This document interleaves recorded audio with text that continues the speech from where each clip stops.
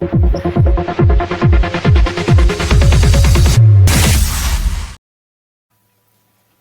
what's up, everybody? Welcome to Teen X. Today is going to be another amazing episode. I'm super excited to be here with you all. My name is Aiden McNally. I am the co-founder of Relief Alliance, president of World Strategy Media, and I also help spearhead the Teen X team here. But before we jump in, I just want to take a moment to honor one of my closest friends growing up. He took his life over the weekend, and I just want to say that mental health is extremely important. It's okay to struggle. It's okay to reach out to people. So if you notice someone, a loved one, or a friend, just reach out to them, send them a message, give them a call. Even just knowing that someone cares about you can make like all the difference in the world. And also, I want to give a huge shout out to our Teen X production team, Jeremy McNally. My dad, he is the executive producer of the show. Jamie LeRoy, she is Charlie's mom, my co-host. She's a true power mom. They do so much together. And they're just such an amazing duo. Taniki and Robert Graham with Saying No to Drugs is Cool, and Stephanie Finley with S. Finley Photos. And also a huge shout out to Eric Zuley and the Easy Way TV platform. Because of them, we have the opportunity to reach over 500 million homes every single episode that is released. And with that, I'm going to hand things over to you, Charlie. So how are you doing today? I'm good. Awesome. Yeah. So before we get in, I wanna ask you a little question about your event though. You went over to an event this weekend. You showed us an award that you got. So how was that? What was that award? So it's a innovator designer trophy. Congratulations. That's huge stuff. Wow, that's beautiful. That's awesome. Right in San Francisco.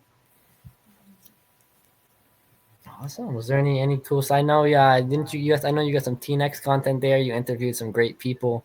So yeah. Anything else that was fun about the event? Anything that inspired you? Anything big? Well, something that was really cool was walking on the bridge. I know, that's awesome. I saw some pictures. I've always wanted to go there. It's one of the biggest places. I forgot that show. There's this TV show that I used to watch when I was really young, and it made me always want to go to San Francisco. And you guys told me that Alcatraz was there, which I did not know was there. So I want to go on a tour with you guys sometime. So yeah, definitely. Awesome. So yeah, I know you had a couple questions to ask me today. We're switching it up a little bit. So yeah, what do you got for me? So, is there anything super challenging with school lately?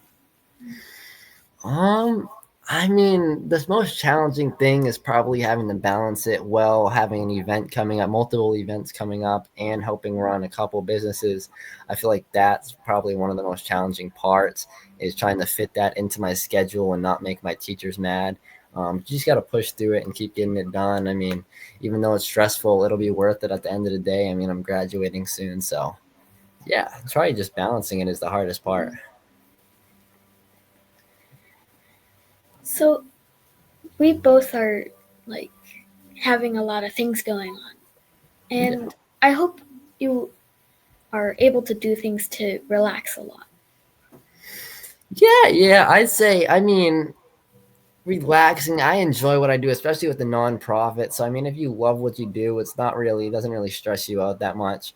So kind of I relax by helping work in the nonprofit, doing our outreach. We also, do Muay Thai and Jiu-Jitsu. We go on walks, hiking, spending time with family. So whenever I get the chance, I'll spend as much time with family and friends that I can. So that's what I do to relax other than work. But I do enjoy working a lot though. So. Okay, I have one last question. It's actually kind of hard for me though, because I enjoy doing both with my friends and family. Would you rather play board games or video games?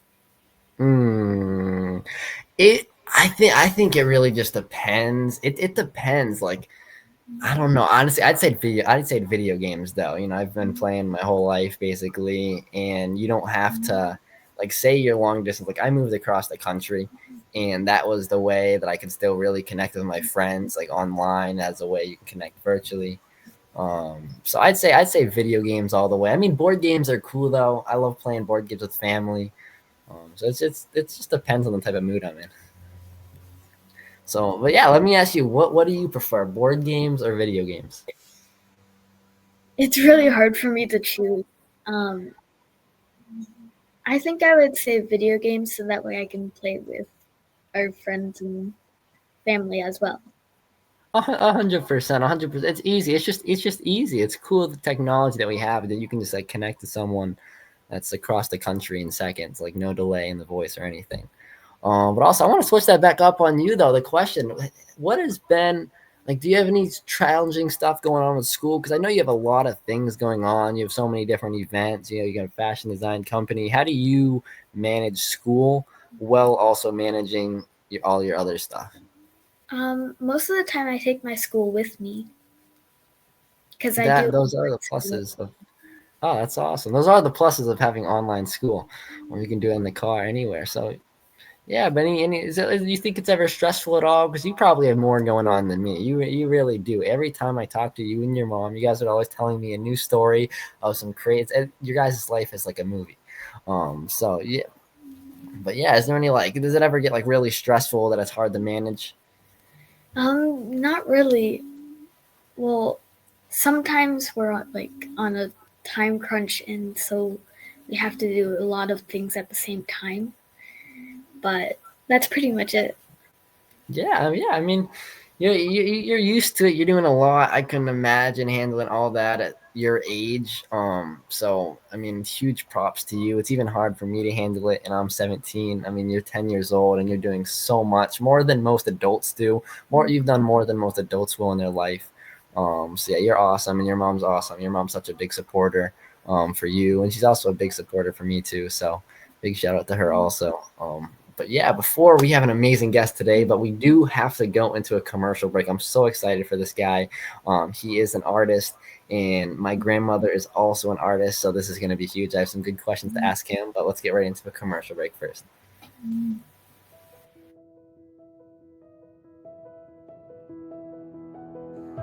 When disaster strikes, it doesn't just take homes. It takes safety and it takes hope.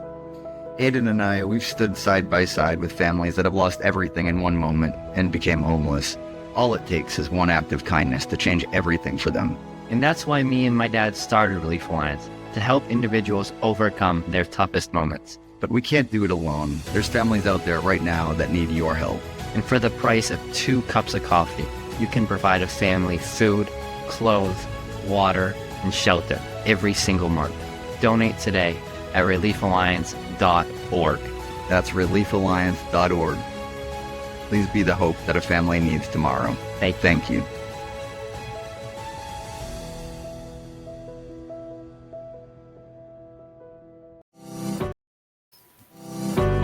EZedway Interactive. Start connecting the EZedway. Are you ready to connect like never before? Introducing the EZedway Interactive app, your ultimate social solutions network. Whether you're looking to network, collaborate, or simply share ideas, EZedway makes it easy to engage with like-minded individuals and organizations. Discover innovative solutions, join exciting discussions, and expand your horizon, all in one powerful platform. Don't miss out on the future of social networking. Download EZedway Interactive now and unlock endless possibilities. Awesome. So welcome back, everybody. We have such a special guest joining us today. His name is Andre McKee. He's a gifted artist whose journey just became at such a young age. It was just 5 years old. He was fascinated about how his mother could create magic with just a simple pencil. And that curiosity, it grew into a lifelong passion for art. So over the years, Andre, he has gotten multiple awards. He's exhibited his work and gained the support of many patrons who recognize his talent. So in this episode, he will share his journey of discovering his artistic passion, the inspiration behind his creations, and how he continues to transform imagination into reality. So welcome, Andre. How are you doing? Doing fine, Aiden. Oh, it's great to have you on. Good to be here, guys. Oh, 100%, 100%. So, Andre, I'll start off with a question. How did your journey as an artist begin? I know your mother inspired you, but did you have any other things that inspired you at such a young age? Well, coming from a creative family, my granddad did wood carvings. My mom taught piano and voice. Uh, Aunties sang. Our pretty much my whole family had something to do with the arts. So naturally, I guess it just fell to me to be a part of that as well. Yeah, yeah, 100%. It always works out the best when you're surrounded by it your whole life. I know with me and marketing, stuff like that. I know my dad introduced me to that as a young age, and that really does build a passion when you see other people doing it. So that I mean that I mean, that's the same for me too. So I respect an answer, and I'd say the same thing. So yeah, Charlie, I'll let you take off the next answer, the next question. Art comes in many forms, each in one beautiful. Sorry. Art comes in many forms. Each one is beautiful in its own way. Do you have a favorite? Hmm. As far as you mean as sculpture, drawing, or watercolor, or just different aspects of art? Are you meaning a genre or a medium or Well, like drawing or okay? With me, I would say drawing. That was my first passion because, like Aiden said, when I was 5, I would watch my mom. It would be up, and it's funny I can remember that at 5, but she'd be cooking breakfast, and then she'd come and get a pencil and start drawing the like Beetle Bailey, Charlie Brown, any of the cartoon Sunday morning cartoons, and I just watch her draw. And it was like, wow, how is she doing this with? I always thought of it as a magic pencil. So as a result, I would grab a pencil and mimic what she was doing. And after a while, I started getting pretty good with it. And most of my first works were drawings.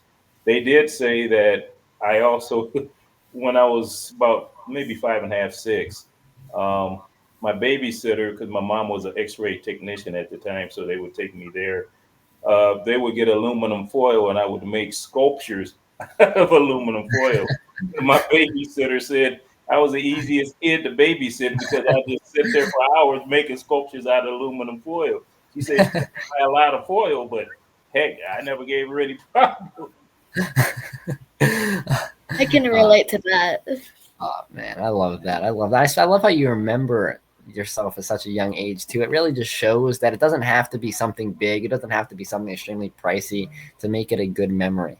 So that really shows that you don't need a lot to really, especially give your kids something. And a lot of parents need to realize that just spending time with your kids that can and bringing them into what you do can really inspire a passion and light something in them to really want to be creative, which is something we're losing a lot with the newer generations. Exactly. It's So just yeah, yeah. how do you stay creative and motivated? Do you ever face any obstacles in your artwork that you have to overcome? Oh, quite a few times. Um, as far as that type of that part of the journey, that's what kind of makes it exciting because the problem solving and doing an art piece, sometimes you have to come up with alternate ways to project the artwork, or you might have to change something you've never do that you used to doing it a certain way, but you have to change just to make it fit what you really want to project. So it could be difficult, but in the same token, it's rewarding because you learn a new thing by changing up. Oh, I love that. I love that. Yeah, you can fail 1,000 times before you get Oh something right, yeah, and it's not actually failing. It's really just learning new things. Like one learning. time you fail and you learn, like, okay, I can do something this way. I can do something that way. Every single thing is a learning experience, and that's what people really need to get out of their head. They need to stop being scared of failing, because failing is the only way you're going to get ahead in life. The richest people, the most successful people in the world, those are the people who have failed a million times over. And yeah, so that's awesome. I agree. But yeah, so Charlie, I'll let you take over the next question. My mom says there are no mistakes in art. Do you agree? Yeah, I could say that, because how can I put it? When you're doing any art piece, you may come across something that may why did I do this? But then again, after you've done it, you start to see that, hey, this might work better than what I intended. So sometimes they call them happy mistakes. So in essence, I agree with your mom, because even though you may not have intended to do certain things with an art piece, it sometimes becomes the benefit of the whole piece. So yeah, I agree. Awesome. Yeah. Perfect. But yeah, have you had any, like, who has been your biggest influence? I know your mom, she's like was your start and what inspired you to start at such a young age, but have you had any other inspirations, any other artists that have motivated your work or any of your creations? I've always been a Rockwell fan. As far as art and artists themselves, I just love art. It could be Rockwell, it could be Picasso, it could be Michelangelo, Picasso, um, some of the new artists that I've just met. Uh, they all have, each artist has their own niche or their own thing. It's kind of like with people. If we tend to see the beauty in each person instead of trying to tear them down or find the negative connotations in that person, you'll see a beautiful tapestry of what the world should really be. So with artists, some people, I don't like abstract, or I don't like this. If you look at what they're really doing, you can see the beauty overall, how it all is constructed into one thing of art. So Um, uh, I just love art, and there's several artists that I can name, but we'd be here all day. So I won't go there. oh, that's awesome. That's awesome. I mean, the more people you can learn from, the better. So that's awesome. But yeah, before we ask any more questions, we got to go into a quick 2-minute commercial break. Thank you, Andre, so much for answering all these questions, and we'll be right back. Okay. Let me make your next outfit so together we can make a difference, changing the world one dress at a time. I love to inspire people of all ages to find their own gifts and talents, to love themselves for who they are. Our uniqueness is what makes us special. I love to make custom pieces for special occasions. Proceeds from sales helps me help others. I'm the founder and CEO of my own nonprofit, Charlie Designs a Whole New World.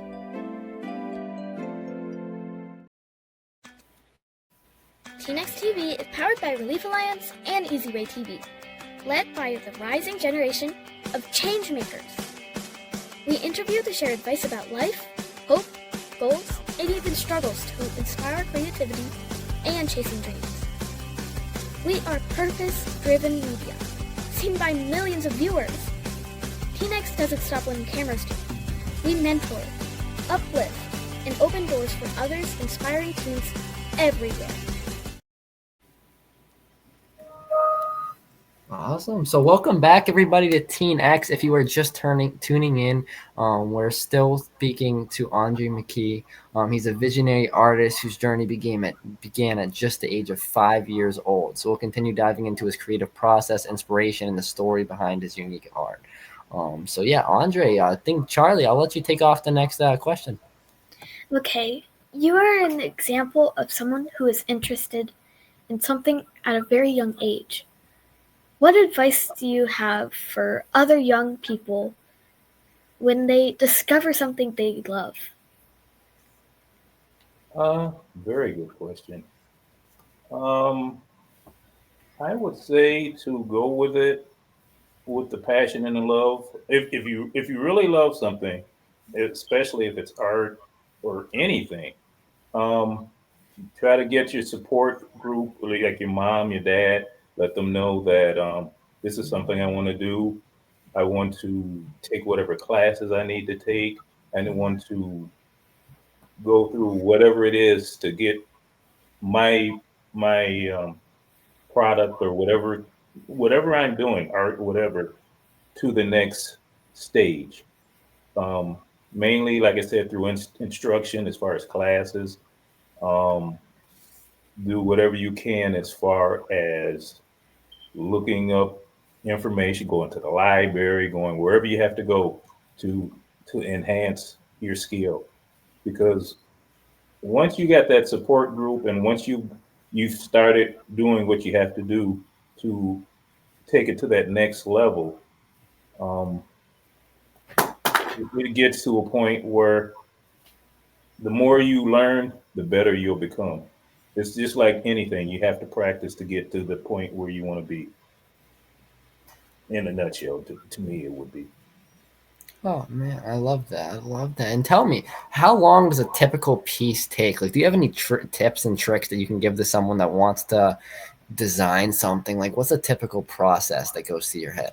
Uh, a book that really helped me from I think with Betty Wright, Drawing on the Right Side of the Brain, where she has all types of different techniques and ways to see on the right side of your brain. Basically, not seeing a face, you're looking at shapes, you're looking at spatial relations.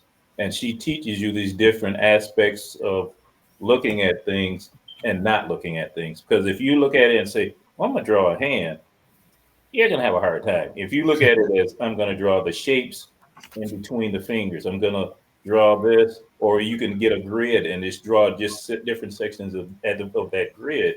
It'll help you see the object as a shape because that's the first thing you want to do with any type of drawing. Drawings can take half hour, and some could take 3 or 4 weeks or months. It depends on the detail and the degree of difficulty in that drawing. Um, but long and short, try to see the object not as it is. I would say just look for the shapes. Oh man, that's awesome. Hold on, just to add on to that question. So once you draw that out, it takes like 30 minutes. Do you paint right on that drawing? Do you just trace over it, or do you look at that drawing and then paint it on another like canvas? Um, With most cases, the way I do it is I would take, I for my earlier pieces, I would do a grid method. You would structure this grid, and then you would lay it over like a transfer piece of paper, or even under it. And then when you say I have a picture of, um, say for instance, uh, the rock, and I got the picture of the rock. So I would take a smaller grid and put it over the rock, and then the take the other grid and put it over my paper. So when I'm looking at the rock, I'm looking at in each grid you have certain spatial relations, certain lines, and so forth and so on. Then you would transfer that onto your paper that you're drawing on, and then from that point you would get like transfer paper, like a something to transfer it to your board. Um, Most cases, it's best to make your own transfer paper. What we used to do back in the day is we would get a pencil and just um, pretty much layer pencil um, shavings and stuff over the paper, and then we would get an acetate or acetone and rub it over there, and would make like a transfer sheet. You would then put the transfer sheet on the board and your drawing, and then transfer it over because it's better than getting the transfer sheets that you get from the store because all this is pencil. So all you're doing is transferring pencil onto your drawing board, and then from your drawing board, that's where you'll do the rest of your detail. Oh man, that's awesome. But yeah, Andre, thank you so much for sharing all this stuff. This is actually really interesting to me. My grandmother, I watched her paint ever since she was young, so I've always wanted to get into it. So it's awesome that we get to actually, get knowledge firsthand from a professional. And you've done a lot of stuff. You've gotten awards and everything. So thank you for all this knowledge that you're giving us. So yeah, Charlie, we have a couple minutes left. So Charlie, I'll let you take on the next question. How did you get your artwork displayed in Beverly Hills? That's a I good can't wait question. I'll even give you a more detailed way of going through all of it. Before the Beverly Hills thing, I started getting, how can I put it? And I'll make it quick because I know our time's short. I started getting really recognitions from people I've always admired. Jane Kennedy Overton, Andre, I love your work, blah, blah, blah, blah, blah. I don't know if you know Susan McMartin. She's known for Mr. Church. She's also known for, there's a movie out right now called Regretting You. She also wrote for Two and a Half Men. I have a lot of people that I always admired that were, Andre, you should do this, or Andre, you should do this. And I had a fellow artist named Carol J. McCoy, who had a friend who had a gallery in Beverly Hills, and the gallery owner seen my work and was like, yeah, I would really like to represent your work in my gallery. So I said, oh, heck yeah, okay. So what do I need to do? So I contacted her, and she told me how everything was set up, and she put some of my art pieces on her website so people can purchase the art pieces. And she took two of the pieces. I shipped them out to her, and she's got them in her gallery right now. If I want to ship more for a show or something, we'll do that later. But just to get my foot in the door was how that happened. It's just a lot of people inspired me to take it to the next level, and that's how it kind of came to be. Oh man, that's so awesome! I really got next time I'm out in California, I really got to go check that out because that's awesome stuff. Get some pictures with it.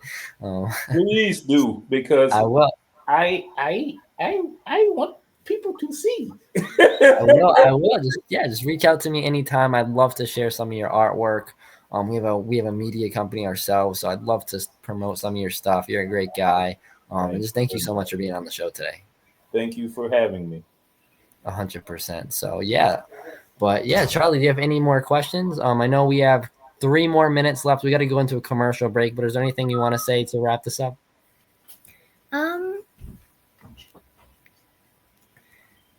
Do you think your artwork is influenced by where you live? Because if you lived somewhere else, would it be a different style? Good question. Very good question. I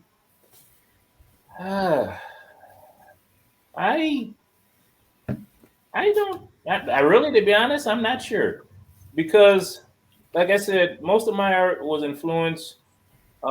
It's not so much biblical, but it's about how people treat each other and how they respect each other, not getting into stereotypes. If you look at my work, most of them are about love, treating each other as an equal, treating people with respect, and not trying to look at the negative or connotation stuff that some people tend to do.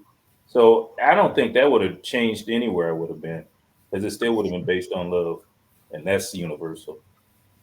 Oh man, I love that answer. That's awesome. But Andre, we got to keep going. Thank you so much for being on here today. You gave some great responses. I hope everyone who goes and watches this episode today goes and follows him on Instagram. Check out his artwork. He's a great guy, and just continue sharing his stuff. Spread it. So, yeah, thank you, Andre. Thank you, Charlie, and thank you, Aiden. I really appreciate you having me on your show. Thank you. And before we end this off, we got to go one more commercial break, and then we will end this off. So,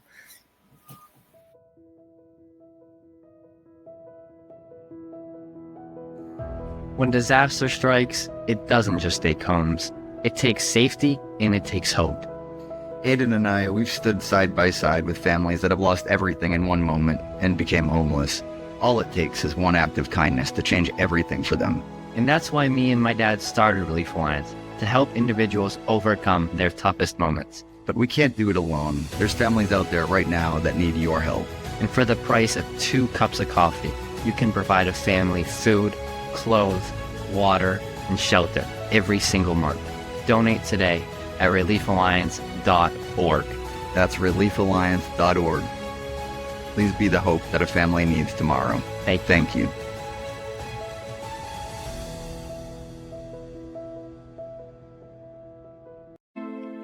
Let me make your next outfit so together we can make a difference, changing the world one dress at a time. I love to inspire people of all ages to find their own gifts and talents, to love themselves for who they are. Our uniqueness is what makes us special. I love to make custom pieces for special occasions. Proceeds from sales helps me help others.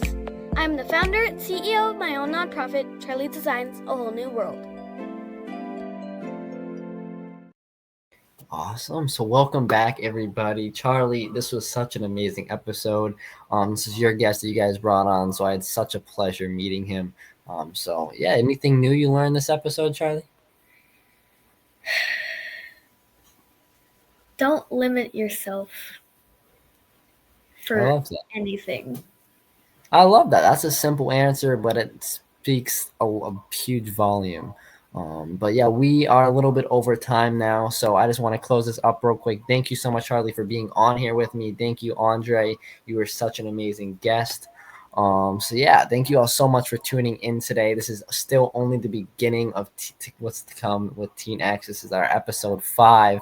So huge thanks again to our incredible team. We have Jeremy McNally, Jamie LeRoy, Taniki and Robert Graham, and of course the Easy Way TV platform. So if you like today's episodes, make sure to keep following along with us. Follow our Instagram, follow our YouTube, follow us on all platforms, stay connected, and keep spreading the word about Teen X. We'll keep bringing you amazing stories, inspiration, and young leaders that are making a difference. So I'm Aiden McNally. This is my co-host Charlie LeRoy, and we'll see you next time on Teen X.